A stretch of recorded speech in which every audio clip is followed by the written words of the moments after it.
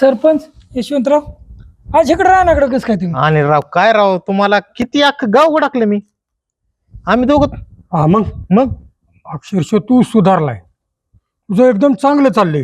याच्या माग माझा सुद्धा लय मोठा सिंहाचा वाटा आहे. अय आमचा आहे, आमच्यामुळे सुधारलाय, आमच्यामुळे दारू सुटली त्याची. इथे येणार ठेवा. आणि अरे मागच्या 8 दिवस आठव, तुला तडीपार करण्यासाठी किती प्रयत्न झाले. बोल की पोपट. काय तुम्हाला माहिती आहे का? काय आपला आणि गेला काय? गेला नाही. मग दारू सोडल्यापासून ते लई चांगलं चाललंय. काय बोलतो? 15 लाखाची लॉटरी लागली त्याला.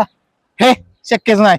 अहो मी नंबर बघितला स्वतःच्या अरे शक्यच नाही. 15 लाखाची कुठे लॉटरी लागते का? स्वतःच्या डोळ्याने नंबर बघितला. अहो, देवा शपथ लागली तर पैसे बिशे काय मिळणार नाही. मी आधीच पैशात गाडलोय बाबा लय. पैशा तर राहू द्या. तुम्हाला एक गोष्ट सांगायची या. कसली रे? आधी शपथ घ्या, कुणाला सांगणार नाही. तुझ्या गळ्यात शपथ नाही सांग. माझी नाही, तुमच्या आईची शपथ घ्या. माझ्या गाड्या शपथ घेताय. बरं आई शपथ. आपला आण्या हा माहितीये का? आता हा माहिती नाही मला. आण्या माहितीये. मग त्याला लॉटरी लागली. ती आपलं ती आणलं होतं ती त्यांचं काय झालं ते महाराज?